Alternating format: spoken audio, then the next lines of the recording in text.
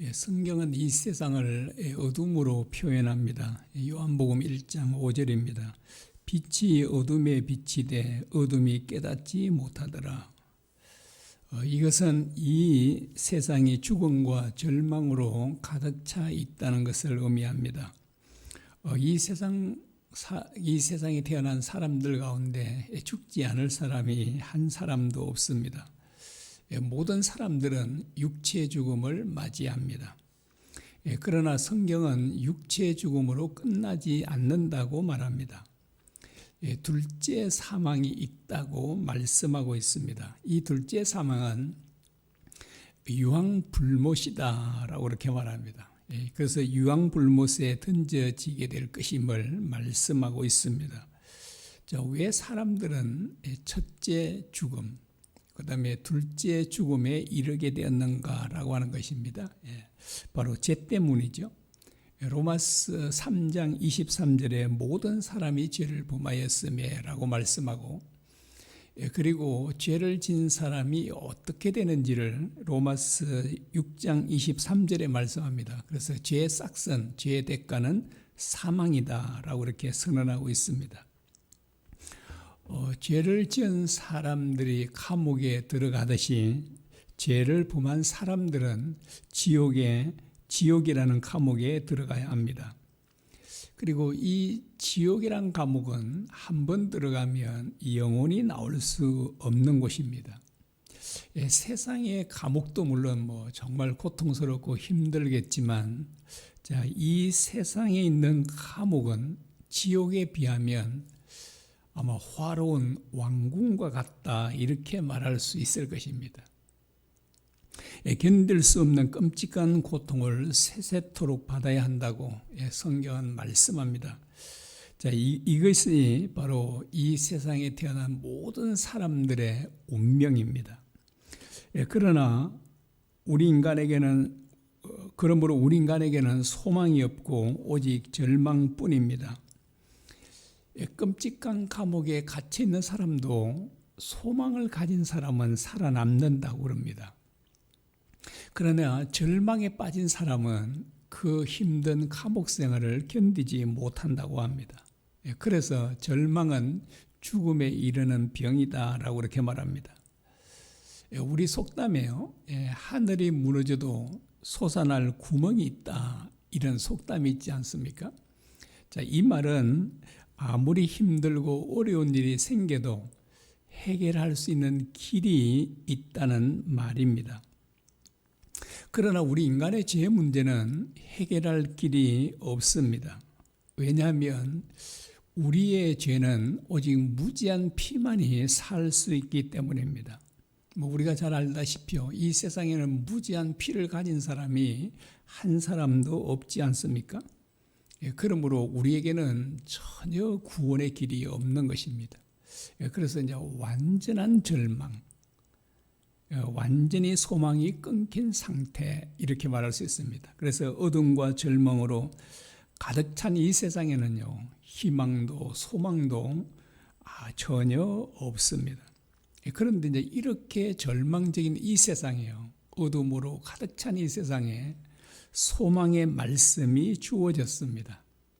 하나님께서 아담이 범죄한 이후에 곧바로 구원자이신 여인의 후손을 보내주시겠다라고 하셨습니다.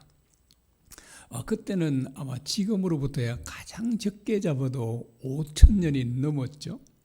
그래서 하나님께서는 바로 이 구원자를 여인의 후손을 통해 보내주시겠다라고 하셨습니다. 이 하나님의 약속이 아주 구체적으로 표현하고 말한 선지자가 있죠. 그 선지자는 이사야 선지자입니다. 하나님께서는 자기 아들을 처녀의 몸을 통해 보내주시겠다라고 말씀하십니다. 이사야 7장 14절입니다. 보라, 처녀가 잉태하여 아들을 낳을 것이요 그 이름을 임마누엘이라 하리라 라고 합니다. 처녀가 잉태하는 것은 정말 불가능하죠. 그러나 전능하신 하나님에게는 그 어떤 것도 불가능하지 않습니다. 그래서 처녀가 잉태하는 것도 하나님께는 얼마든지 가능한 일이다라고 하는 것입니다. 그런데 이 처녀가 낳을 아들이 어떤 분이신지를 또 구체적으로 말씀해 주고 있죠. 이사야 9장 6절입니다. 이는 한 아기가 우리에게 낳고 한 아들을 우리에게 주신 바 되었는데 그 이름은 전능하신 하나님이라 영존하시는 아버지라 평강의 왕이라 할 것임이라 라고 합니다. 하나님께서 한 아기를 우리에게 주셨는데 그 아기는 정말 어마어마한 분이죠. 어마어마한 분입니다. 그래서 이제 이렇게 말씀합니다. 그 아기는요, 바로 전능하신 하나님이시다라고 합니다.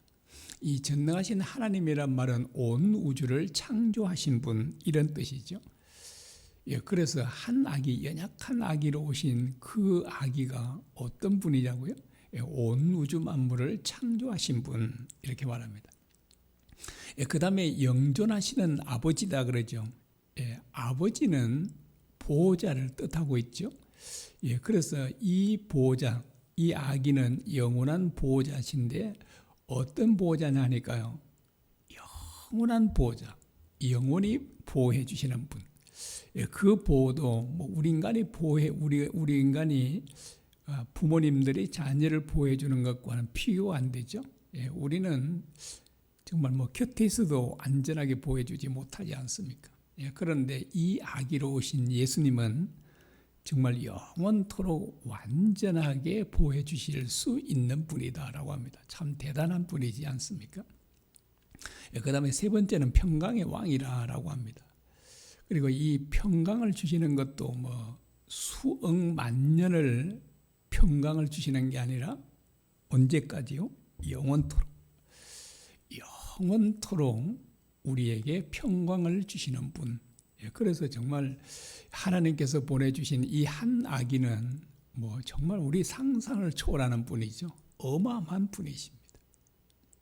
자, 이 분을 우리에게 주셨다라고 이렇게 말하고 있습니다. 그런데 이 하나님께서 이 약속을 하시고요, 그 약속을 지키셨죠. 그래서 하나님께서는 그 아기를 나사렛 동네에 살고 있던 마리아를 통해서 보내주셨습니다. 가브리엘 천사가 마리아에게 이렇게 말을 합니다. 누가복음 1장 31절과 32절입니다. 보라, 내가 잉태하여 아들을 낳으리니 그 이름을 예수라 하라. 그가 큰 자가 되고 지극히 높으신 이의 아들이라 일컬어질 것이오 라고 합니다. 처녀 마리아가 낳은 아들이 어떤 분이라고요? 지극히 높으신 하나님의 아들이다 라고 이렇게 말합니다. 여러분, 마리아도 대단하지 않습니까? 하나님의 아들을 낳았으니까. 하나님의 아들은 하나님이란 말이죠. 하나님을 낳았다라고. 물론 이제 그 육체를 가진 아들이시죠. 육체를 가진 아들. 정말. 그래서 이제 어떤 여인도 예수님의 말씀을 듣다가 막 크게 감동을 받고 정말 당신을 뵌 태와 당신을 먹인 젖이 복이 있나이다라고 합니다. 그런데 주님께서는 오히려 하나님의 말씀을 듣고 지키는 자가 정말 복 있는 사람이다, 이렇게 주님께서 말씀해 주셨습니다. 자, 어쨌든 이 마리아는 진짜 온 인류의 구원자이신 예수님을 낳고 젖을 먹이고 기르고 이 모든 일을 했습니다. 참 아마 이 세상 모든 여인들이 부러워할 만한 그런 참 여인이 아닌가 싶습니다. 자, 가브리엘 천사가 말씀한 대로 남자와 동침한 적이 없는 마리아가 아들을 낳았죠. 누가복음 2장 7절입니다. 마리아가 첫 아들을 낳아 강보로 싸서 구유에 뉘었으니 이는 여관에 있을 곳이 없음이라 라고 합니다. 자, 이 약혼자 요셉과 마리아가 베들레헴에 갔을 때 이제 해산할 날이 찼는데 방을 구할 수 없었다 그러죠. 그래서 하는 수 없이 짐승들이 거처하는 마국간에서 그 아기 예수님을 낳게 된 것입니다. 그리고 이 천사가 요셉에게 예수님의 이름을 뜻을 가르쳐 주었습니다. 마태복음 1장 21절입니다. 아들을 낳으리니 이름을 예수라 하라. 이는 그가 자기 백성을 그들의 죄에서 구원할 자이심이라 라고 합니다. 자, 예수님이 이름의 뜻이 뭐라고요? 구원자 그런 것인데요. 자기 백성의 죄를 그들의 죄에서 구원할 자, 구원할 뿐이다 라고 합니다. 예수님은 죄와 사망으로부터 우리를 구원해 줄 구원자시다 라고 합니다. 그래서 예수님은 우리 대신 죽으시고 또 사흘 만에 부활하신 것입니다. 예수님의 피는 이 세상 모든 사람들의 죄를 사하고도 남음이 있죠. 그래서 모든 사람들이 예수님을 믿고 영접하면 모든 사람들은 다 죄 사함을 받을 수 있다라고 하는 것입니다. 자, 베들레헴 지역에 목자들의 밤에 자기 양떼를 지키고 있었습니다. 주의 천사들이 나타나서 이제 이렇게 말하고 있죠. 자, 오늘 본문 말씀입니다. 누가복음 2장 10절입니다. 무서워하지 말라. 보라, 내가 온 백성에게 미칠 큰 기쁨에 좋은 소식을 너희에게 전하노라 라고 합니다. 자, 이 천사들이 정말 그 온 백성에게 미칠 큰 기쁨에 좋은 소식을 너희에게 전해주겠다라고 합니다. 여러분, 이 세상에서 모든 사람들이 기뻐할 수 있는 소식이 있을까요? 없어요. 자, 우리나라 온 국민이 정말 온 국민이 기뻐할 날이 있었죠. 요즘에는 어떤가요? 온 국민이 기뻐하기는 그냥 슬퍼할 일들이 많지만 기뻐할 일들이 있었죠. 바로 8.15 해방과 2002년 월드컵 때였습니다. 오늘 이 자리에 오신 분들은 그래도 내가 제일 나이가 많으니까요. 우리는 그 해방을 경험하지 못했죠. 우리 어른들로부터, 부모님들로부터, 할아버지, 할머니부터 들었지만 우리는 전혀 그 날을 경험하지 못했습니다.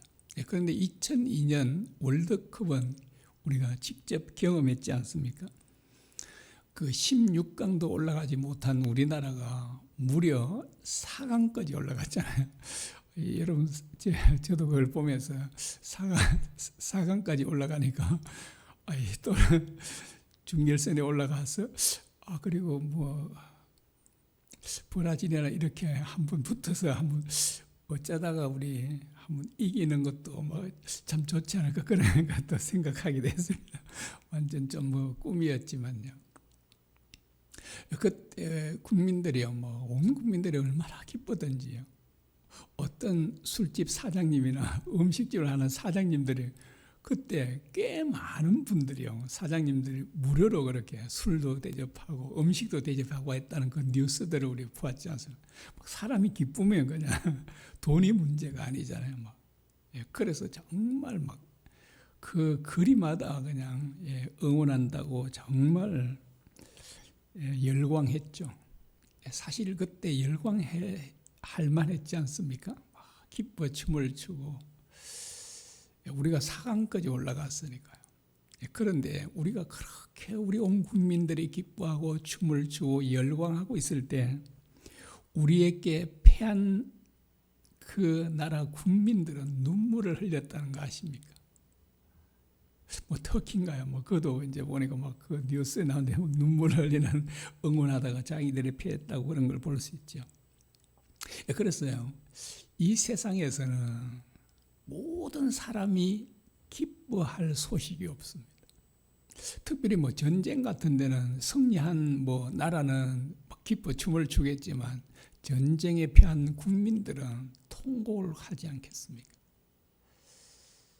자, 여러분, 어떤 소식이 이 세상의 모든 사람들이 기뻐 춤을 출 수 있는 기쁜 소식이 될까요? 저는 생각이 나지 않더라고요. 여러분도 생각 안 나시죠? 그런데 천사가 말하기를 온 세상 사람들이, 모든 사람들이 기뻐할 수 있는 소식이 있다라고 그렇게 말합니다. 11절입니다. 오늘 다윗의 동네에 너희를 위하여 구주가 나셨으니 곧 그리스도 주시니라. 오늘 다윗의 동네에 우리 인간들을 구원할 구원자가 태어났다. 라고 하는 것입니다. 여러분, 이 소식보다 더 기쁜 소식이 있을까요? 앞에서 제가 말씀했죠. 이 세상은 어둠으로 표현하고 있죠. 죽음과 절망으로 가득 차 있는 세상입니다. 정말 소망이라고는, 희망이라고는 찾을 수 없는 이 세상에, 우리에게. 그런데 우리를 구원할 구원자가 다윗의 동네에 태어났다라고 하는 것입니다. 이것이 바로 천사들이 온 백성에게 미칠 가장 큰 기쁨의 좋은 소식이다라고 말하고 있는 것입니다. 만일 하나님께서요, 구원자를 보내주시겠다고 하는 그 약속을 지키지 않으셨다면, 그래서 제가 이 말씀을 묵상하면서 만일 하나님께서 우리 인간 같았으면, 여러분, 우리는 허다하게 약속을 어기잖아요. 우리가 결혼할 때 다 서약을 하잖아요. 예, 서약을. 예, 정말 뭐 괴로울 때나 슬플 때나 언제나 끝까지 변함없이 진짜 검은 머리가 팥뿌리가 되도록 흰 머리가 되도록 그렇게 사랑하며 살겠다라고 하는데, 여러분, 그 약속만 지켜도 이 세상은 천국이 안 될까요? 이혼할 부부가 있을까요? 근데 다 어기는 거죠. 여러분, 나라 간에도 보십시오. 평화조약을 맺잖아요. 이 세상에 지금까지 평화조약 6,000번 이상인가 평화조약을 맺었는데 그 모든 것들은 다 깨졌다고 합니다. 그래서 정말 하나님이 우리 인간 같지 않아서 얼마나 정말 다행입니까? 그래서 약속하셨죠. 아들을 보내주시겠다, 구원자를 보내주시겠다고 한 그 약속을 지키지 않으셨다면, 그리고 하나님의 아들이신 예수님께서 끝까지 이 세상에 오시지 않겠다고 하셨다면, 그리고 설사 이 세상에 오셨더라도 저주의 십자가를, 고통의 십자가를 지지 않겠다고 하셨다면 우리는 어떻게 되는 거예요? 정말 영원한 지옥에서 정말 견딜 수 없는 끔찍한 고통을 당하며 살아야 됐잖아요. 그런데 우리 하나님 아버지께는 약속을 지키셨고, 예수님도 정말 자원하는 마음으로, 기쁜 마음으로 오셔서 기꺼이 십자가를 지심으로써 우리에게 그 구원이라는 어마어마한 선물을 우리에게 주셨다는 사실입니다. 여러분, 이 청량할 수 없는 은혜를 받은 사람들은요, 변하지 않을 수 없잖아요. 완전히 새롭게 되는 것입니다. 그래서 고린도후서 5장 17절입니다. 그런즉 누구든지 그리스도 안에 있으면, 그리스도 안에 있으면, 이 말은 그리스도를 믿으면 그런 뜻이죠. 새로운 피조물이라, 이전 것은 지나갔으니 보라 새 것이 되었도다. 정말 예수님을 믿는 사람들의 삶은 변하지 않을 수 없죠. 전에는 육체의 욕망을 쫓아 살았던 사람이 성령의 소욕을 쫓아 삽니다. 전에는 세상 것들을 추구하며 살았던 사람이 영원한 하늘의 것을 추구하며 사는 사람이 됩니다. 전에는 형제를 비판하고 정죄했던 사람이 형제를 허물을 덮어주는 사람이 됩니다. 정말 주님을 믿고 영접하면 이와 같은 사람으로 변하게 되는 것입니다. 이렇게 새롭게 변화된 사람이 진짜 예수님을 믿는 사람이잖아요. 그 사람이 정말 거듭난 사람이고 죄 사함을 받은 사람이다라고 하는 것입니다. 그런데 이 변하지도 않는 사람이 진짜 거듭났는지, 그 사람이 새로운 피조물이 됐는지, 죄 사함 받았는지 알 길이 없잖아요. 삶이 달라지지 않는다면 그 사람은 진짜 예수님을 믿는 사람이 아니다, 이렇게 말할 수 있을 것입니다. 주님이 이 세상에 오신 날보다 더 기쁜 날은 없습니다. 우리는 이 한 가지만으로도 절망 가운데 아무런 소망이 없는 우리에게 주님이 구주가 오셨다는 이 한 가지 사실만으로 우리는요, 항상 기뻐하며 모든 일에 감사하며 살 수 있지 않습니까? 이 은혜가 너무나도 크니까요. 자, 우리가 성탄절 아침을 맞이해서 우리에게 주신 그 놀라운 구원의 은혜를 깊이 다시 한번 생각하는 그런 아침이 되었으면 좋겠습니다.